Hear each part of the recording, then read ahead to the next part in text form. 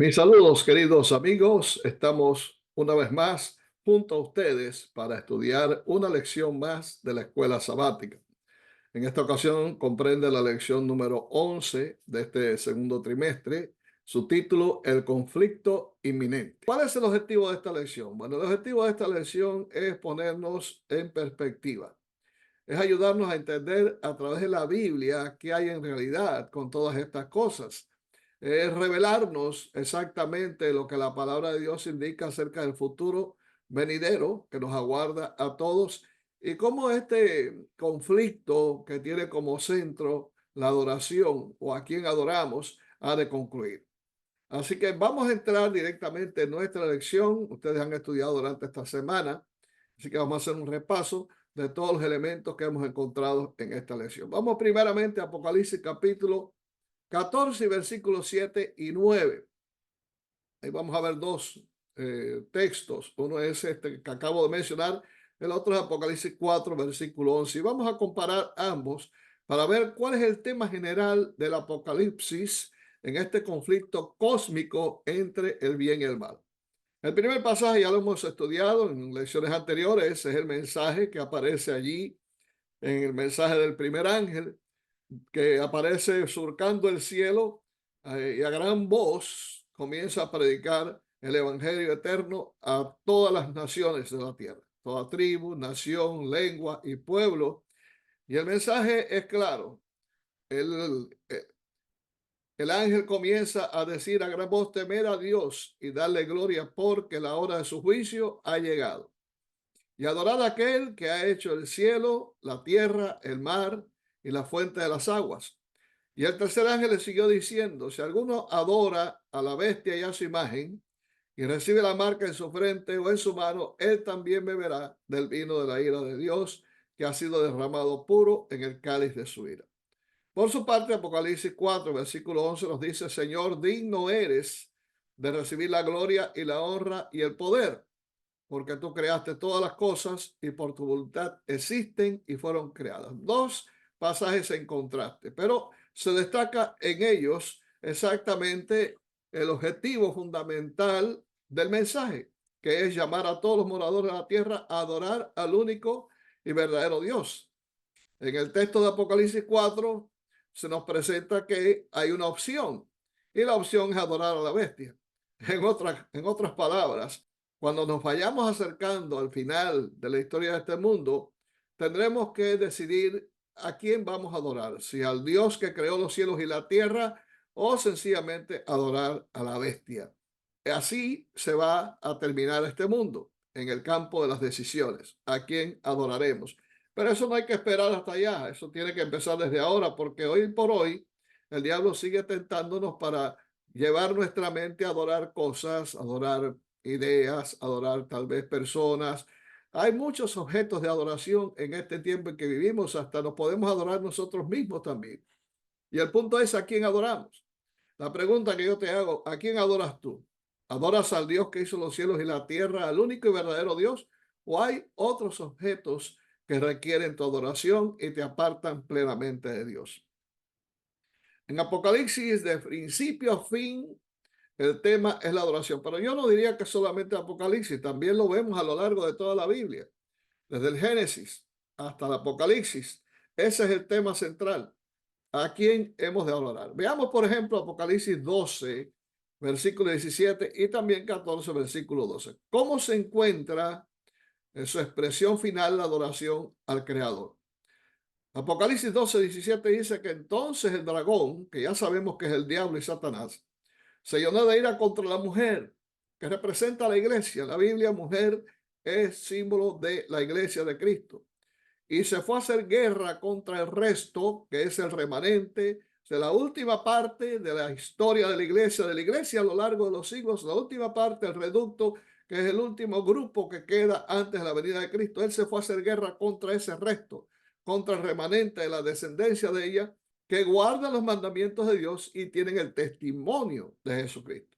O sea que la característica fundamental de este remanente es que, número uno, guarda todos los mandamientos de la ley de Dios, sin mutilación, sin adulteramiento, guarda todos los mandamientos y aparte de eso tienen el testimonio de Jesucristo. Y cuando vamos a Apocalipsis 19, versículo 10, encontramos que el testimonio de Jesucristo es el espíritu de la profecía. Te declaro esto, el espíritu de la profecía no es una parte de lo que Dios ha revelado, sino toda la revelación de Dios que está contenida en su palabra. De manera que todo lo que Dios ha revelado está en la Biblia y es para nuestro bien. Pero aparte de eso, cualquier otra revelación que proceda directamente de Dios forma parte del espíritu de profecía también. Nosotros, adventistas del séptimo día, consideramos que Elena White cuadra perfectamente en esa descripción. Sus libros, sus escritos no forman parte del canon sagrado, pero sí entendemos que ella fue inspirada por el Espíritu Santo. El mismo Espíritu Santo que inspiró a los profetas de antaño fue el que inspiró a la sierva de Dios para ser la mensajera que el pueblo adventista necesitaba en sus comienzos.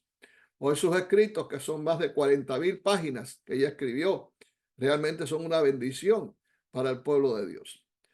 Leemos en el conflicto de los siglos en la página 591.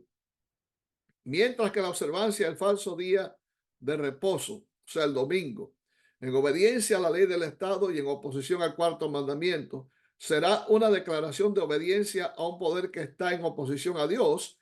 La observancia del verdadero día de reposo, entiéndase sábado, en obediencia a la ley de Dios, será una evidencia de lealtad al Creador. Eso está en Conflicto de los Siglos, página 591. El pueblo adventista está aguardando, no obstante, el desenlace final de los acontecimientos que están predichos en el libro de Apocalipsis. La profecía nos marca en Apocalipsis 13 que la marca de la bestia será quizás la peor etapa, tal vez la más feroz de la guerra contra Satanás, entre Satanás y su simiente y la simiente de Cristo y Cristo. Cuando el engaño no funciona, Satanás siempre recurre a la fuerza. Vamos a leer allí Juan capítulo 16, versículo 2, donde nos dice Jesús, os expulsarán de las sinagogas y aún viene la hora cuando cualquiera que os mate pensará que está haciendo servicio a Dios. Estas fueron las experiencias por las cuales pasó la iglesia del Nuevo Testamento, pero también se aplican a nosotros hoy. Las profecías dadas por Jesús no conciernen única y exclusivamente a esa iglesia apostólica, sino también nos pertenecen a nosotros hoy porque se cumplirán también en nosotros. Jesús también dijo en Mateo 10:22, y seréis aborrecidos de todos por causa de mi nombre, mas el que persevere hasta el fin, este será salvo. Sí, tendremos por delante una vida eterna maravillosa. Tenemos una corona de gloria que hemos de vestir, pero antes, queridos, tenemos que pasar por la cruz. Tenemos que llevar la cruz que el Señor nos ha asignado para que podamos finalmente gozarnos y regocijarnos en el galardón de la vida eterna que trae para aquellos que le han sido fieles. Segunda Timoteo capítulo 3 y versículo 12, Pablo dice, y también todos los que quieran vivir piadosamente en Cristo Jesús padecerán persecución. Mira, te lo digo de esta manera, cuando tú no le haces mella a Satanás, cuando tú vas en el mismo rumbo que va el mundo y haces todas las cosas que el mundo hace, no hay problema, Satanás no se preocupa de ti. Cuando tú le pisas un callo a Satanás, es cuando tú haces todo lo contrario. Cuando tú te alejas de sus caminos y sigues a Jesús. Cuando tú te acercas al Señor, es cuando Él entonces recrudece los ataques, porque Él no quiere en ningún momento pagar por los pecados que el Señor te perdone a ti. Él quiere que tú te pierdas y pagues por tus propios pecados, pero Él no quiere cargar con esa cuenta.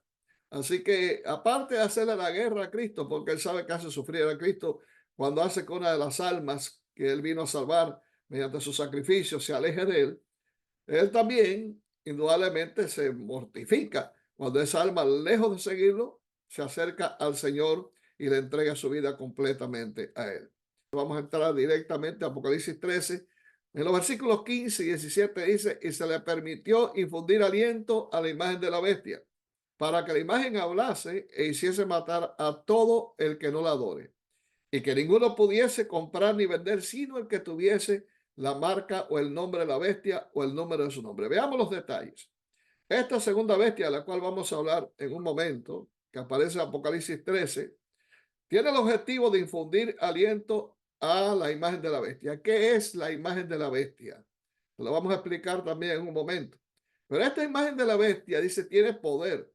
Tiene poder para obligar a los moradores de la tierra a hacerle la imagen a la bestia, y también tiene poder para que el mundo adore a la primera bestia. Ella trata por todos los medios, se vale de recursos para hacer que los moradores de la tierra adoren a la primera bestia. Y esos recursos van desde sanciones económicas, no pueden comprar ni vender, hasta finalmente un decreto de muerte que será emitido.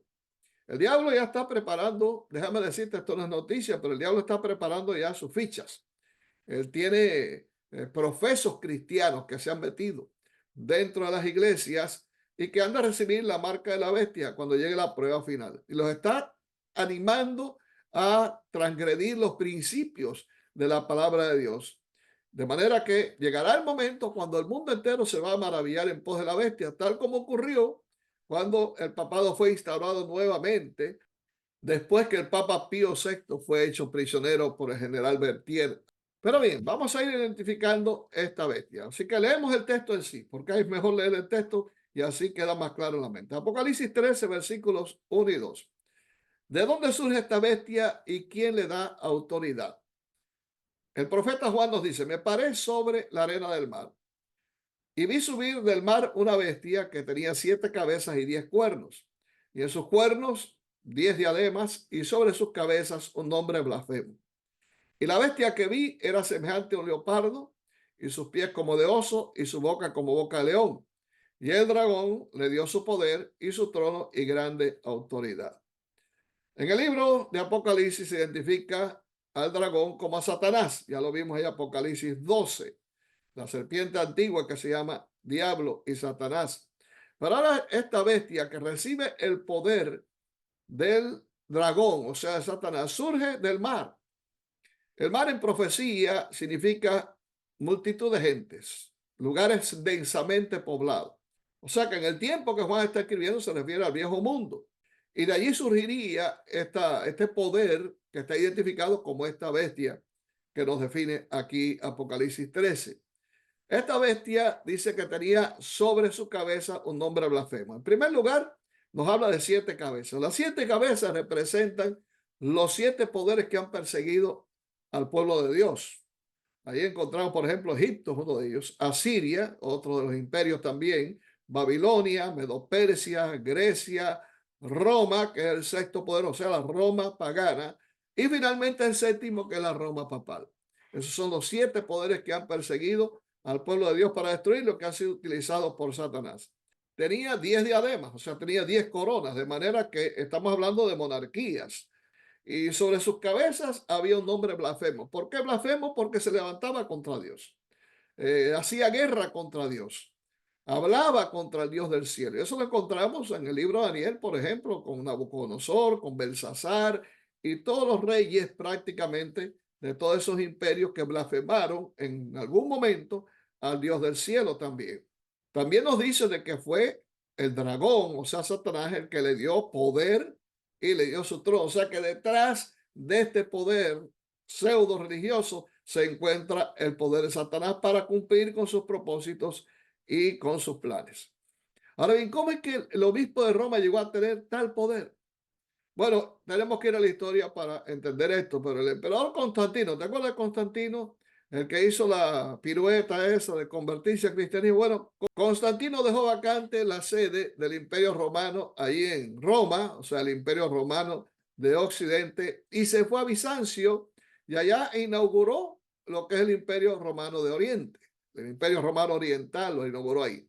De manera que ahora al trasladar su trono a Bizancio para formar el Imperio Romano Oriental, acá Roma se queda vacía. Y entonces, ¿qué sucedió? Que fue el momento cuando el obispo aprovechó, el obispo de la iglesia en Roma, para asumir el poder, para tomar el control. Eso nos lo dice, por ejemplo, aquí en este libro citado por Leroy Edwin Froome, The Prophetic Faith of Our Fathers. Al trasladar la sede del imperio a Constantinopla, Constantino dio paso a que el obispo de Roma se exaltara a sí mismo por encima de todos los hombres de la tierra y por encima del Dios del cielo.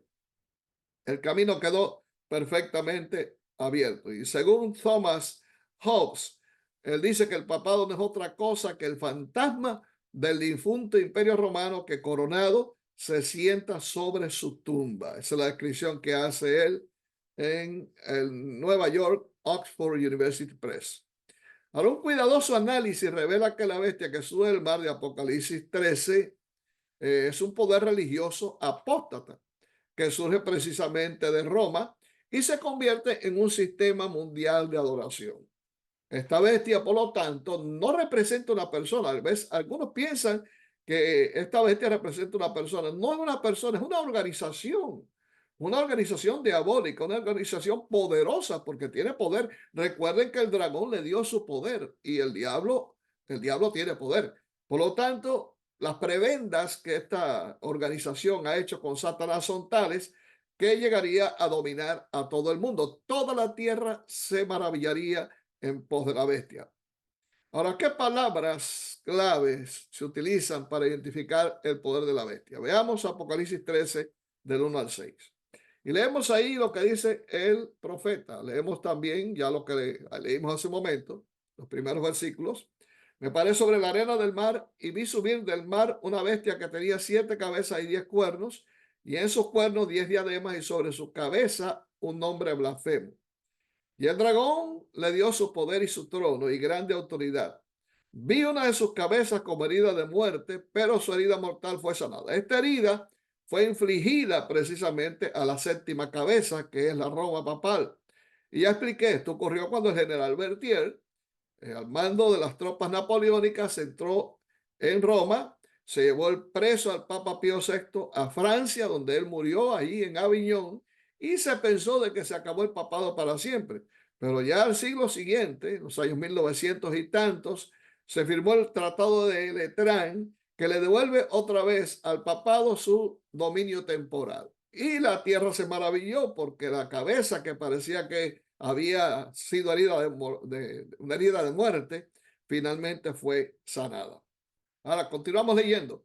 Pero su herida mortal fue sanada, dice ahí, y se maravilló toda la tierra en pos de la bestia, y adoraron al dragón que había dado autoridad a la bestia, y adoraron a la bestia diciendo: ¿quién como la bestia y quién podrá luchar contra ella? Mira, te voy a decir algo muy importante.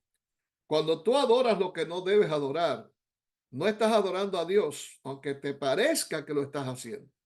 Hay mucha gente que adora lo que es mentira, lo que es falso, y lo hacen con sinceridad. Y es probable que Dios tenga misericordia de esa gente en algún sentido, pero en realidad no estás adorando a Dios, estás adorando a Satanás, estás adorando lo que no es. Y si el poder que está detrás de la Roma papal es el poder satánico y tú adoras a la bestia, estás adorando a su majestad satánica. Así que este es un punto que debes tener muy en cuenta. Y yo quisiera que mis hermanos evangélicos y católicos pudieran entender esto, porque realmente se están alejando del objeto supremo de adoración, que es el único y verdadero Dios, y están renunciando a los principios de la palabra de Dios tal como fue inspirado a través de los profetas, adorando un movimiento, adorando una organización que está siendo insuflada por Satanás y que está haciendo beber a todas las naciones del vino del furor de su fornicación, que son las teorías falsas y enseñanzas falsas que predica y enseña la iglesia romana. Ahora, ¿quién como la bestia? Continuó leyendo. Comenzó a decir la gente: ¿y quién podrá luchar contra ella? Su poder era tan grande que la gente sabía que si se enfrentaba contra Roma tenía la batalla perdida. También se le dio boca que hablaba grandes cosas y blasfemias, porque se levantó contra el Dios del cielo, comenzó a instaurar sistemas apócrifos que no están apoyados con la Biblia, como el bautismo de los infantes, el sacrificio de la misa, la Eucaristía, la confesión por los sacerdotes y todas estas cosas que la Biblia no apoya. Y se le dio autoridad para actuar 42 meses, que ya hemos estudiado, equivalen a los 1260 años de persecución papal que van desde el año 538 hasta el 1798. y abrió su boca en blasfemias contra Dios para blasfemar su nombre. Cuando tú tomas el nombre de Dios para lo que no es correcto, cuando tú te haces pasar como Dios mismo en la tierra, que eso es lo que hace el obispo de Roma, se declara que él es el representante, el vicario de Dios en la tierra, estás blasfemando el nombre de Dios. Y no solamente el nombre de Dios, sino de su tabernáculo. ¿Por qué? Porque ha inutilizado, o al menos ha querido hacerlo, el sacrificio que Cristo realizó una vez por todos con el sacrificio de la misa. Eso no hay que hacerlo. Ya Cristo se ofreció por nosotros una vez y para siempre. Y lo único que debemos hacer es acudir con arrepentimiento y contrición delante de Él para que Él nos limpie de todo pecado. No tenemos que ir a un sacerdote, no tenemos que creer ahora que el cuerpo de Cristo se transustancia en el pan y la sangre en el vino, porque en realidad eso no es bíblico en absoluto. Ya el cuerpo de Cristo y la sangre de Cristo fueron quebrantados y derramadas respectivamente, y no es necesario que eso vuelva a ocurrir una vez más. La Biblia define blasfemia de dos maneras. En Juan 10:33 y en Lucas 5:21 hay dos ejemplos. En el primero, un hombre que pretende ser Dios o dice ser Dios. Y en el segundo, un hombre que dice tener el poder de Dios para perdonar pecados. Leemos lo siguiente. Los judíos le respondieron, no te apedreamos por ninguna buena obra, sino por la blasfemia, porque tú eres hombre, pero te haces Dios. Entonces, ellos entendían perfectamente de que una blasfemia es hacerse Dios. Estaban correctos. Lo único que ellos ignoraban era que Jesucristo era Dios. Por lo tanto, él podía hacerlo. Ahora, en Lucas 5:21 se encuentra el caso del paralítico a quien Jesús sanó, pero antes de sanarlo le dijo, hijo mío, confía, tus pecados te son perdonados. Ellos declararon que eso era una blasfemia porque el único que puede perdonar pecados es solamente Dios. Bueno, pues estas dos enseñanzas distintivas de la Biblia, pues el Papa le ha dado autoridad a los sacerdotes para que perdonen pecados y también se declara él mismo como Dios en la tierra. Se sienta en el templo de Dios haciéndose pasar por Dios. Ahora bien, hemos visto cómo el mundo ha ido evolucionando, cómo la iglesia ha ido evolucionando. Y cuando digo iglesia me estoy refiriendo a la iglesia en sentido general, al punto de que hoy hay muchos prelados y líderes religiosos que le están rindiendo pleitesía al obispo de Roma. En la actualidad, los líderes mundiales dan la bienvenida al pontífice como embajador de la iglesia de Roma y lo visitan regularmente en el Vaticano. Ha habido reuniones muy importantes tratando de buscar la unidad entre Roma y sus hijas que se apartaron de su madre. Y en este mundo donde hay tanta inestabilidad sin precedentes, se está preparando, así lo veo yo, se está preparando el escenario para el último gran conflicto. Se está preparando el escenario para que el pontífice romano se convierta finalmente en el aclamado líder mundial que resuelve todos los problemas, con quien podemos contar para cualquier circunstancia que los países no puedan resolver. Fíjense que durante su discurso del 6 de junio de 2012, ante más de 15,000 personas reunidas en la Plaza de San Pedro de Roma, el Papa Benedicto XVI declaró, el domingo es el día del Señor y de los hombres, un día en el que todos deben poder ser libres, libres para la familia y libres para Dios. Al defender el domingo, defendemos la libertad humana. ¿Qué quiere decir exactamente Benedicto? ¿Qué quiso decir Benedicto XVI con eso de que debemos defender el domingo? Me suena que las palabras que está pronunciando o que pronunció este Papa tienen una connotación de amenaza. O sea, si no lo logran por las buenas, van a tratar de lograrlas por las malas, porque así es como obra Satanás, como ya hemos visto.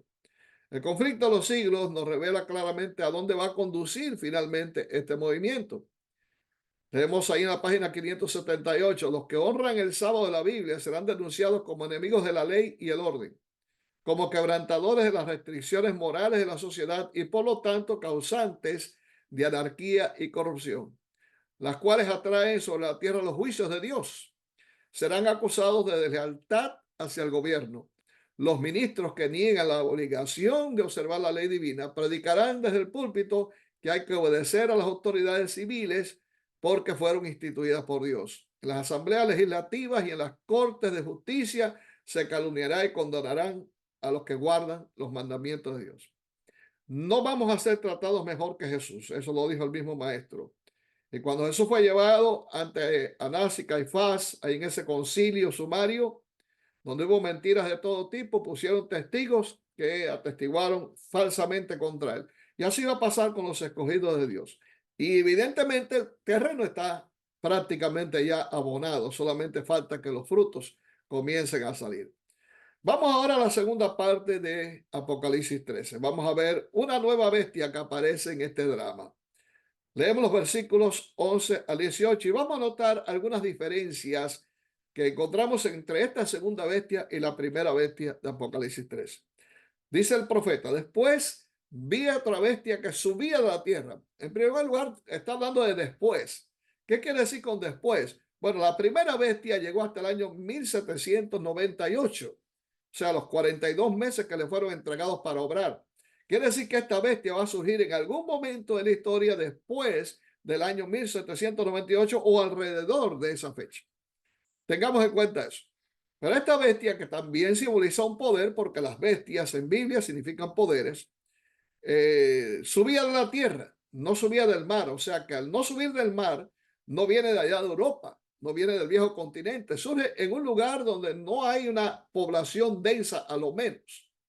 Y esta bestia tenía dos cuernos semejantes a los de un cordero, pero hablaba como dragón. O sea, eran dos cuernos, no tenía diademas, no había corona, por lo tanto no se trata de una monarquía, sino más bien una república que surgiría, en primer lugar, en una zona que no está densamente poblada y sería alrededor de 1798. Vayamos tomando cuenta de todo esto.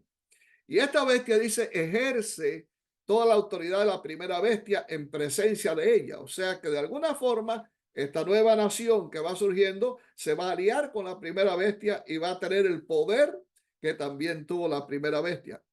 ¿Y quién le dio el poder a la primera bestia? Satanás. ¿Quién le va a dar el poder a la segunda bestia? Indudablemente, él mismo. Satanás también. Y esta bestia hace que la tierra y los moradores de ella adoren a la primera bestia. Y ejerce toda la autoridad de la primera bestia en presencia de ella. O sea, ella va a tener un poder equivalente al de la primera bestia. Y dice, y hace que la tierra y los moradores de ella adoren a la primera bestia, cuya herida mortal fue sanada. Tengamos en cuenta que el propósito que va a lograr Satanás a través de esta nación, que finalmente toda la tierra comience a adorar a la primera bestia. ¿Y qué hace para lograr esto? Dice que hace grandes señales, de tal manera que aún hace descender fuego del cielo a la tierra delante de los hombres, y engaña a los moradores de la tierra con las señales que se le ha permitido hacer en presencia de la bestia, mandando a los moradores de la tierra que le hagan imagen a la bestia que tiene la herida, espada y vidrio. Este fuego del cielo me recuerda a mí, a Elías, ahí en el Monte Carmelo, cuando los enviados por la reina Jezabel, entiéndase, los adoradores y sacerdotes de Baal y Astartet, trataban de hacer descender fuego del cielo para que consumiera el holocausto, pero Dios no lo permitió. Así que solamente el fuego del cielo lo puede hacer descender Dios. Pero en este tiempo especial va a haber señales tan tremendas. ¿Qué es lo que quiere decir? Recuerden que Apocalipsis está escrito de una forma simbólica. No podemos interpretar exactamente a qué se refiere ese fuego del cielo, pero sí lo que está queriendo decir es que serían tan poderosos los engaños que aún pudieran lograr eso. Sea como fuere, el hecho es de que el mundo se está preparando. La mente de esta humanidad, el diablo la está preparando, una mente que es tecnológica, una mente que necesita ver para creer, para entonces engañarla con los grandes milagros que este poder va a hacer y que ya están ocurriendo en nuestro planeta hoy y especialmente en nuestro país. Y dice, continuando la lectura, que se le permitió infundir aliento a la imagen de la bestia para que la imagen hablase e hiciese matar a todo el que no la adorase. Se le permitió infundir aliento. La palabra aliento viene de allá del Génesis, cuando Dios tenía ahí a Adán en la tierra un muñeco de barro y sopló en su nariz aliento de vida y el hombre fue un alma viviente. Bueno, esta bestia va a tener el poder de infundir el aliento, pero no el aliento de Dios, no es el aliento que es el aliento divino, sino el aliento de Satanás, que es aliento de muerte, un aliento a la imagen de la bestia para que la imagen hable. ¿Cómo habla una bestia? Bueno, entendamos lo siguiente. Cuando se habla de imagen, cuando se habla de imagen, entendemos que eso está en referencia a un duplicado de la primera bestia. O sea, esta segunda bestia va a crear una imagen de la primera bestia, un duplicado. Para poder entender esto, tenemos que ver exactamente cómo fue que Roma surgió. La Roma papal me estoy refiriendo. ¿Cómo fue que llegó a tener el poder que tuvo? Sí, ya supimos que el diablo es el que infunde ese poder. Pero ¿qué elementos utilizó Satanás? Bueno, encontramos la conversión de Constantino, que fue un paso fundamental, de manera que al unirse la Roma papal con la Roma imperial, con el poder político, se fundó de tal manera en lo que es la bestia. Mediante el poder político, Roma tuvo el poder, valga la redundancia, para comenzar a imponer leyes y exacciones contra todo el que no adorase a su santidad romana. Así que la imagen de la bestia tiene que ser duplicado, tiene que ser que el cristianismo apóstata de este país se va a unir también con el poder civil para tener, nuevamente recalco la palabra, poder, fuerza para imponer leyes que van en contra de los principios sagrados de la Constitución de Estados Unidos y los principios de la libertad religiosa. Ese es el punto. Por eso es que hacía a todos, pequeños y grandes, ricos y pobres, libres y esclavos, que se les pusiese una marca en la mano derecha o en la frente y que ninguno pudiese comprar ni vender, sino el que tuviese la marca o el nombre de la bestia o el número de su nombre. ¿Qué cosa es la marca de la bestia? Una marca es un sello distintivo que te identifica. Vamos a ver la contraparte de la marca de la bestia, que es el sello de los que sirven a Dios y son leales a Dios. ¿Cuál es el sello de Dios? Bueno, encontramos en Ezequiel capítulo 20 y versículo 12 esta declaración que nos dice el profeta. Y les di también mis sábados, los cuales he consagrado para mí, para que sirvieran de señal entre nosotros y así reconocieran que yo soy el Señor. En el versículo 20 nos dice también Ezequiel 20, y santifiquen mis sábados, hagan de ellos una señal entre nosotros y reconozcan que yo soy el Señor su Dios. La señal del pueblo de Dios, el sello distintivo que identifica al verdadero pueblo de Dios es la observancia del sagrado día de reposo, que es el sábado. Por lo tanto, la marca o señal de la bestia tiene que ser un día contrario a lo que Dios estableció en su palabra, un día diferente. Bueno, el día que es diferente y que adora prácticamente toda la cristiandad o que usa la cristiandad para adorar a Dios es el domingo. El domingo no tiene autoridad bíblica para hacer un día de reposo. El domingo fue introducido por Constantino como el día del sol y animó a todos en el edicto de Constantino a reverenciar el día de reposo, que era el día del sol, o sea, el domingo. Por lo tanto, de esa forma entró subrepticiamente dentro de la adoración el domingo, que fue sustituyendo paulatinamente al sábado como el día de adoración. Así que esa es la marca de la bestia. Evidentemente no es que tú vas a recibir una marca en la mano, en la frente, en sí, como dicen algunos por ahí.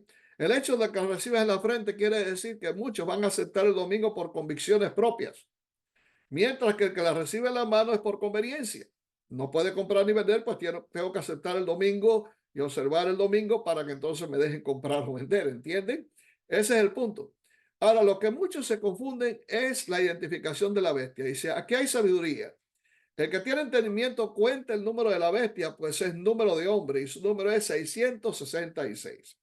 Ahora bien, ¿cómo podemos identificar el 666?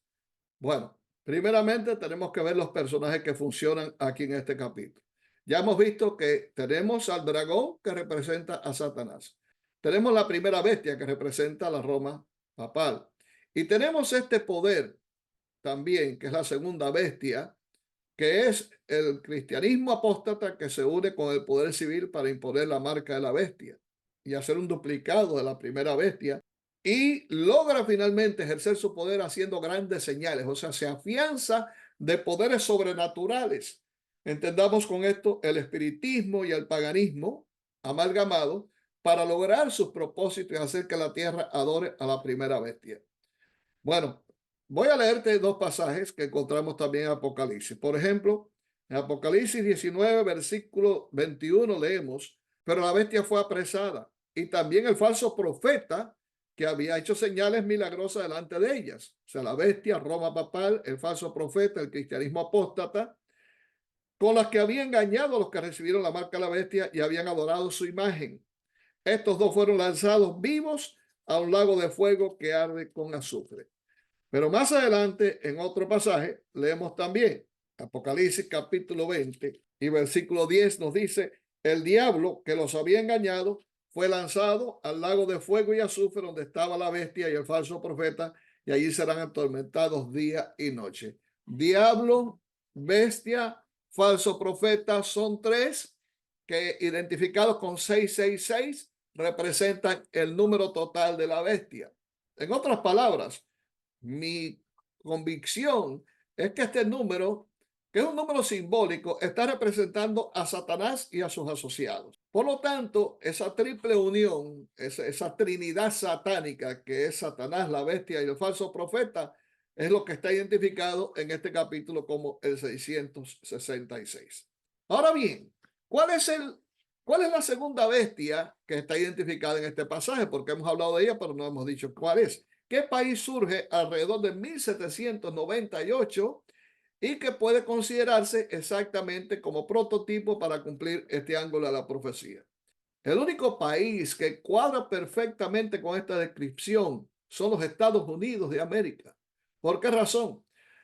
Estados Unidos declaró su independencia en 1776 y adoptó su constitución en el año 1789 y fue reconocido como potencia mundial a finales del siglo XIX. De manera que Estados Unidos surge en un lugar donde no había una población densa, no surge de Europa, surge acá en este nuevo continente, por lo tanto viene a cuadrar perfectamente con esta descripción. Tenía dos cuernos semejantes a los de un cordero, pero hablaba como dragón. Quiere decir que el hablar de una nación son sus leyes. Llegará el momento que esta nación comience a hablar como dragón y ya lo está haciendo. No sé si te das cuenta, pero realmente están ocurriendo cosas en nuestro país que nos están haciendo pensar que los tiempos predichos por Apocalipsis capítulo 13 están llegando. Estos dos cuernos simbolizan, no obstante, poder, pero es un poder joven que está surgiendo. Y a diferencia de la primera bestia, no tenía corona. Estados Unidos no es una monarquía, Estados Unidos es una república. Estos dos cuernos, y ahí voy a destacar un errorcito, por lo menos la interpretación tal vez que se corrió aquí en la lección, donde se dice que los dos cuernos representan los dos principios fundamentales de gobierno que son la fuente del poder y el éxito de los Estados Unidos, la libertad política y religiosa.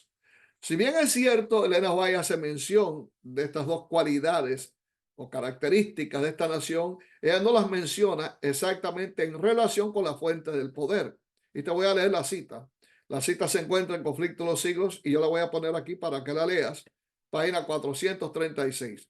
El republicanismo y el protestantismo vinieron a ser los principios fundamentales de la nación.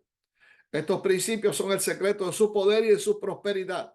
Los oprimidos y pisoteados de toda la cristiandad se han dirigido a este país con afán y esperanza. Millones han fondeado en sus playas y los Estados Unidos han llegado a ocupar un puesto entre las naciones más poderosas de la tierra.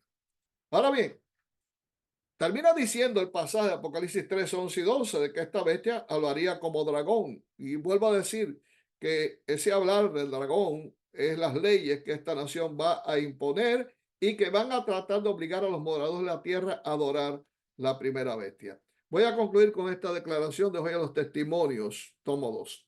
Por el decreto que imponga la institución del papado en violación de la ley de Dios, nuestra nación, los Estados Unidos de América, se separará completamente de la justicia. Cuando el protestantismo extienda la mano a través del abismo para asir la mano del poder romano, cuando se incline por encima del abismo para darse la mano con el espiritismo, ahí están los tres espíritus inmundos a manera de ranas, Apocalipsis 16, ahí están el 666 también, ahí están los tres poderes que van a ser echados en el lago de fuego. Cuando bajo la influencia de esta triple unión, nuestro país repudie todo principio de su constitución como gobierno protestante y republicano y haga provisión para la propagación de las mentiras y seducciones papales, entonces sabremos que ha llegado el tiempo en que se verá la asombrosa obra de Satanás y que el fin está cerca. En estos momentos, si tú eres acucioso, observador y estudioso de las escrituras, te darás cuenta que Estados Unidos atraviesa por una etapa difícil políticamente hablando, pero hay una inestabilidad política en el país que nos revela claramente que el terreno está ya abonado para el último zarpazo que el diablo va a dar. Hermanos queridos, amigos, el tema de hoy es sumamente importante poder entenderlo bien, porque solamente entendiendo lo que el Señor quiere decirnos acá, nos ayudará a alertarnos, a tener una mente clara, y es una advertencia para que estudiemos cada vez más la palabra de Dios, para que profundicemos cada vez más en lo que la Biblia nos enseña y de esa forma podamos ser librados de los ataques y de los engaños que el diablo va a operar en este tiempo. Que Dios nos bendiga y que este estudio haya sido también para ti una gran bendición. Es mi deseo y es mi oración. Nos vemos entonces en la próxima ocasión.